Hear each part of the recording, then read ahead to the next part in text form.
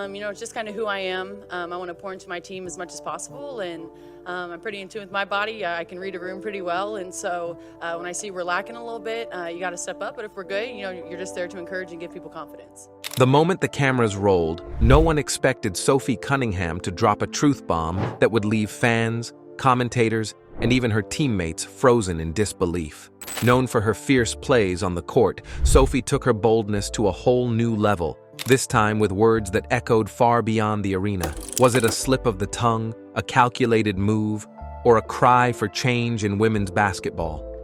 One thing's for sure. What she said live changed everything. So, what did Sophie reveal? The emotional firepower behind a comeback team. The last game? Let's be honest, it was a disaster. A blowout, a wake-up call. But for this team, it wasn't just a loss. It was a moment to reset, refocus, and return with more urgency than ever. With the season reaching its midpoint and players finally healthy, the pressure was on. No more excuses. No more slow starts. And everyone knew it, especially the starting five. When we come out strong from the very beginning, it changes everything. That early aggression sets the pace, sets the tone, and sends a message. If we're locked in, together, and attacking on both ends of the court, we become nearly unstoppable. The energy spreads fast, and it starts with the starters taking control. Kelsey, for instance, knows she has to set that spark. No one's hiding from responsibility anymore. Everyone knows what's at stake. But in the middle of all this intensity, some moments jolt everyone watching, like when Sophie hit the floor hard. The crowd went silent. Teammates froze. Was she okay? Turns out, that's just Sophie being Sophie. In pain, yes, but laughing through it. That's her way of dealing. She was going after a jump ball, collided with a powerful post player, one of the strongest out there, and it hurt. A lot. But instead of drama, she shook it off with a smile and gave credit to her opponent. It wasn't a show. It was genuine respect and a lot of grit. That toughness isn't just physical, though. It's emotional. It's the ability to find humor in the hardest moments, to bring lightness into the locker room, and to fuel the team even after taking a hit. Sophie's laughter wasn't weakness. It was strength in disguise.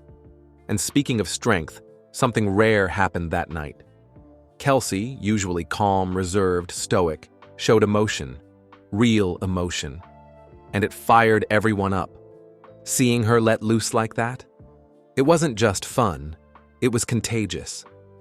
When the quiet ones start shouting, you know something special is happening. Even Sophie was surprised, but in the best way. Sometimes we have to hold hands and remind each other we'll get through it, she said. And it's that kind of connection, that bond, that makes this team different from anything Sophie's experienced in her 7 years in the league.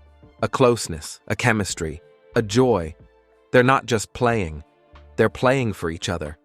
When everyone's smiling, when the energy is flowing from player to player, it's not just a game anymore. It's a force, a rhythm. And when the opponents see that joy, that fire, that unbreakable team spirit, they know what's coming. But beyond all that, what truly took fans by surprise was another speech Sophie gave after the game, away from the court. So, what was the speech all about? Stay tuned as we uncover the words that left even her closest supporters stunned. No more excuses. Sophie Cunningham's live TV outburst shakes the Indiana fever. Every time Sophie Cunningham steps in front of a microphone or takes the court in Indiana, something real happens. There's no spin, no sugarcoating, just raw honesty. And lately, her words have been shaking the house. During a team press session after yet another frustrating loss, Cunningham didn't hold back. She looked reporters in the eye and admitted, flat out, that the Fever's inconsistent play is wearing thin. She confessed that the team at times looks great, but then falls apart. We have good spurts, she said, but then asked simply, why are we not being consistent? It was a fair question, and a bold one publicly aired. She made it clear, Comfortable or not, it's time to respond. And she wasn't just venting, she was warning. In the same tone, she echoed her coach's sentiment. There's an obligation to fans, to everyone cheering them on night after night. We owe them, Cunningham said, and added a sharp observation. We're never going to shoot 30% again, I hope. That's not just optimism, it's a challenge. She knows the Fever have too many scoring weapons to settle for poor shooting nights. Let's put that in context. The Fever's season has been a roller coaster. One night, they defeat top-tier teams like the Liberty. The next, they look sluggish against lower-ranked opponents. During a recent blowout loss to the Valkyries, Cunningham admitted what others whispered. She was fed up. She called it out. We're running out of time, she said, and it's time to light a fire under our butts. They needed to wake up, and fast. And she doesn't just talk tough, she backs it up. In their preseason opener, with budding star Caitlin Clark out, Cunningham rose to the challenge. She nailed the clutch free throws that sent the game into overtime, and Indiana pulled out a 79-74 win. Her teammate Kelsey Mitchell summed it up bluntly. That's Sophie Cunningham. She's a dog. Coach Stephanie White agreed. She's a competitor who brings versatility and toughness, and a player who will be key all season long. When she first joined the Fever in January after a high-profile trade, Cunningham said it plainly. She saw a team on the brink of something big. She didn't join to sit on the bench. She came to win. Our front office made moves for a reason. Big names, big expectations. I thought, heck yeah, we're about to go win a championship. And her excitement wasn't empty hype either. It was promise, sparked by this new chapter in Indiana with Caitlin Clark and veterans like Dewana Bonner and Natasha Howard. Her approach is straightforward. Play hard, call out the truth, and hold the team to a higher standard. That fire showed again on offense. In a recent night against the Atlanta Dream, Cunningham erupted with 16 points and 10 rebounds, her first double-double of the campaign. She joked afterward, "It's about dang time," showing she pushes herself as hard as she pushes her teammates. Her words are more than sound bites. They're fuel. Fuel for fans, fuel for teammates. When she said through gritted teeth that the Fever needs to be better for the people who fill the arena, she wasn't begging. She was promising. When she suggested they're done shooting poorly, she wasn't hoping. She was expecting. In every comment, there's intent. To light a spark where there's complacency, and to force urgency when excuses might slip in. If you're wondering why Sophie Cunningham's voice matters, it's because she speaks the language of accountability. She doesn't hide, she doesn't soften, she doesn't deflect. And in doing so, she's becoming the lightning rod of this season. Fans turn up their volume, teammates know where the standard lies, and even opponents respect how real she keeps it. But how did those watching from the bench and the stands react to that unforgettable moment? Let's take a closer look at the reactions from teammates and fans. Reactions from teammates and fans. When Sophie Cunningham boldly said on live TV, "No more motion offense," it wasn't just frustration, it was a loud, clear wake-up call. With just one sentence, she captured what many Indiana Fever players, coaches, and fans had been quietly thinking for weeks. The team had been stuck in a cycle, playing the same style, with little spark.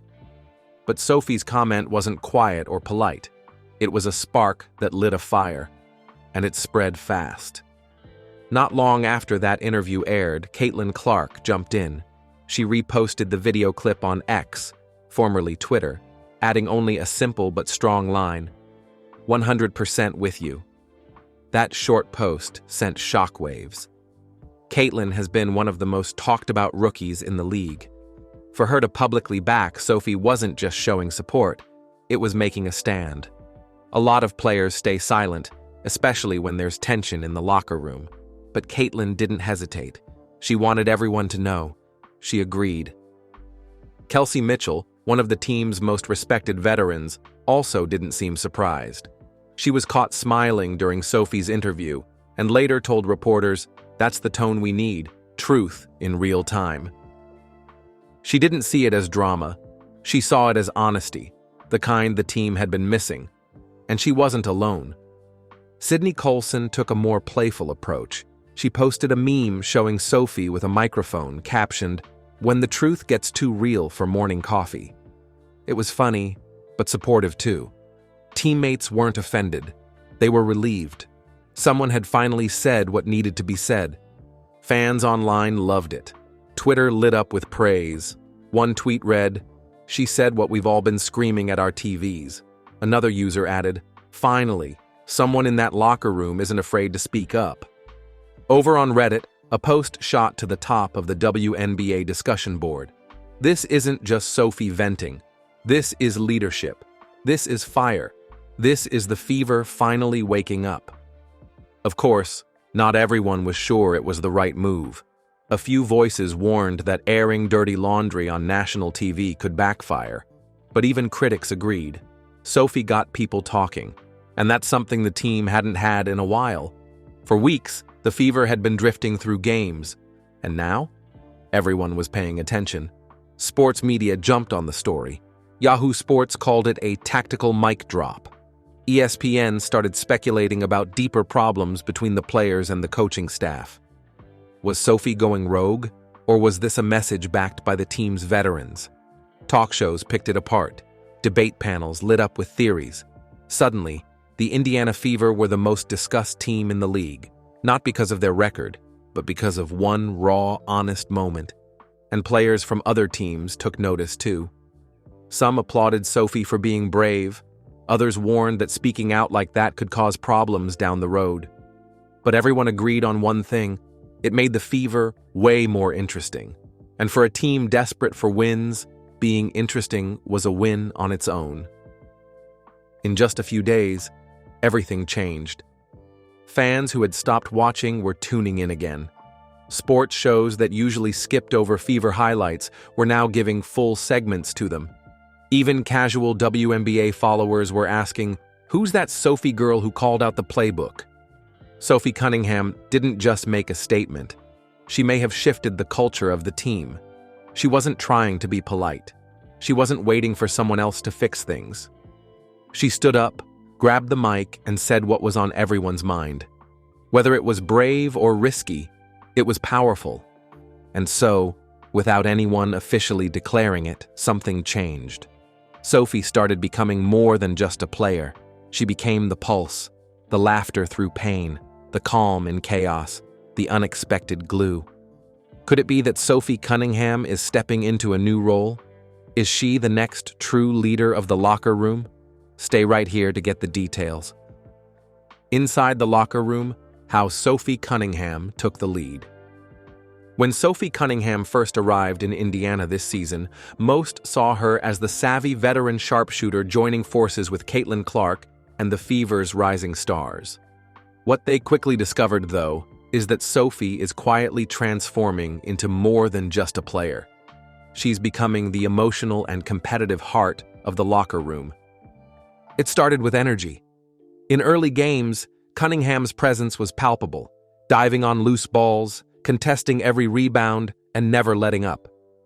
After a recent win against Atlanta, she posted a 16-point, 10-rebound performance off the bench. In the post-game interview, her smile dropped into a serious tone. "I bring the energy. I bring the feistiness. I'm a little bit sassy." That spark did more than add points. It set the tone for her teammates. That kind of gritty consistency seems small, but matters when your team is under pressure. Cunningham has been vocal throughout the season, especially after losses.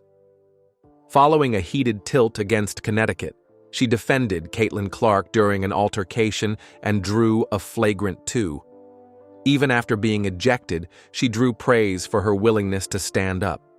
Fans and teammates cheered it, a clear sign she's earned respect. Her leadership extends beyond the physical. Facing mid-season challenges, injuries to key players, heightened scrutiny from media, and growing tension, Sophie has become the one holding it together. After a tough loss to the Sparks, she was blunt about the team's mindset. "We are circled on everybody's schedule. No one likes us. Everyone in our locker room. That's the only people we have that we can lean on. That wasn't just commentary. It was an appeal and a call to unity. What makes it more striking is how she navigated the transition from Phoenix to Indiana. She openly said she got too comfortable in the Mercury system. Now, she's embraced everything Indiana stands for: veteran experience, championship culture, and a hunger to win. She actively says she wants to pass on what Diana Taurasi taught her to Caitlin Clark and the younger players. It's clear the Fever front office saw something in Sophie beyond her shooting. General Manager Amber Cox praised her as a fierce competitor, one of the best shooters in our league, and emphasized how she fits into the team's structure. That confidence from the GM, Coach Stephanie White, and teammates like Dawana Bonner shows her leadership is valued. Teammates agree. Clark said Sophie's energy is unmatched. Teammates on social media called her a keeper and highlighted her leadership and personality as infectious. Meanwhile, veteran Sydney Colson noted sharing the locker room with Sophie brings a mixture of fun and hard work, giving new life to the team's chemistry. On the court, her performances back it up. Her double-double against Atlanta came just when the Fever needed lift. She also led warm-ups, talked through rotations, and used her voice to consistently keep teammates dialed in. That consistency in effort and attitude became a message. We're not spectators. We're contenders. Off the court, Cunningham also embraces her Midwestern roots, and fans notice. After a blowout win over Dallas, she joked on the radio about Indiana having the best fans. We have to protect our home court. They're feisty, they're sassy, just like me. That relatability has helped her bond with the Fever faithful and further cemented her as a visible locker room presence. Through ups and downs, Cunningham has quietly stepped into a quiet but powerful role. The emotional anchor. Not the loudest in the room, but the one whose energy spreads. The one who hustles and hustles again and calls her teammates to do the same. In an unpredictable season, that steadiness becomes leadership. With pressure mounting and the Fever circled on everyone's schedule, her message to teammates echoes through the locker room. We stand together or fall apart. But beyond all this energy and grit, one question lingers. Who is Sophie Cunningham, really? Stay tuned as we uncover the woman behind the fire. Sophie Cunningham's ascent, how she became the heart of the Fever. Sophie Cunningham isn't just another name on the roster. She's the veteran guard who's become a defining spark for an Indiana Fever team on the rise. Born August 16, 1996 in Columbia, Missouri, she developed not just basketball skills, but multi-sport versatility early on, earning a Taekwondo black belt at 6, stepping in as her high school football team's kicker, and dominating volleyball and hoops alike.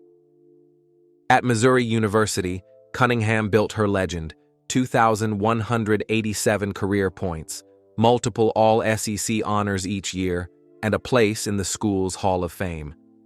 Then came the 2019 WNBA draft. She was selected 13th overall by the Phoenix Mercury and immediately made her mark as a reliable two-way player. After 6 seasons in Phoenix, where she polished her reputation as a dependable floor spacer and team glue, a major mid-career shift arrived in early 2025. A 4-team trade sent her to the Fever. Her arrival was part of Indiana's aggressive attempt to become a real contender, pairing her with Caitlin Clark, Aaliyah Boston, Natasha Howard, and Dawana Bonner. Cunningham made it clear she welcomed the change. She called the move a fresh start. Not just bigger, but something better than Phoenix. A chance to chase a championship and embrace the Fever's identity as a run-and-gun squad built for energy and spacing. And during her preview with Indiana reporters, she highlighted more than basketball. Returning to the Midwest felt like coming home.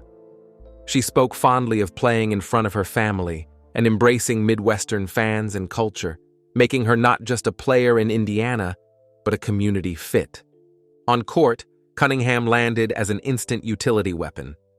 In training camp, she impressed by moving like a guard, shooting like a wing, and defending like a power player.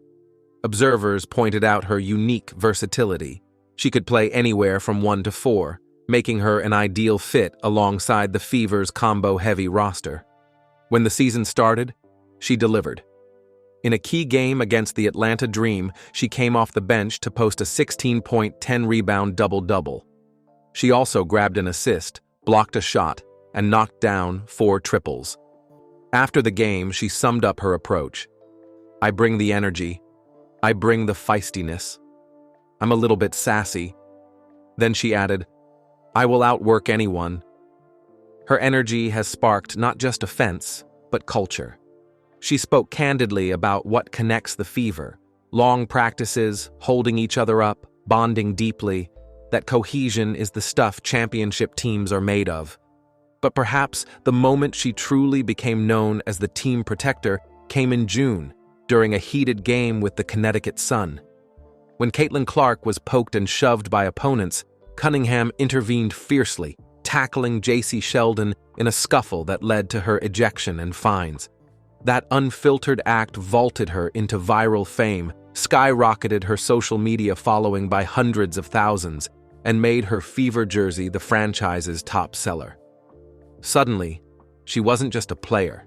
She was Clark's enforcer, a symbol of loyalty and grit. Across interviews, teammates and coaches praised her voice and professionalism. General Manager Amber Cox called her a fierce competitor, one of the best shooters in our league. Coach Stephanie White labeled her an X-factor for her toughness and versatility. Teammate Caitlin Clark said it simply, "Her energy is unmatched." That alignment across front office, coaching staff, and locker room speaks volumes about her respect and role in Indiana. Off the court, Cunningham turns her platform into community support. She created the Sophie Cunningham Classic, a high school showcase in the Midwest aiming to help local female athletes gain exposure, something she believes the region deserves more of. Sophie Cunningham's live TV moment has everyone talking. But was it bold truth or a step too far? What does it mean for the team moving forward? Share your thoughts in the comments, and don't forget to like, share, and subscribe.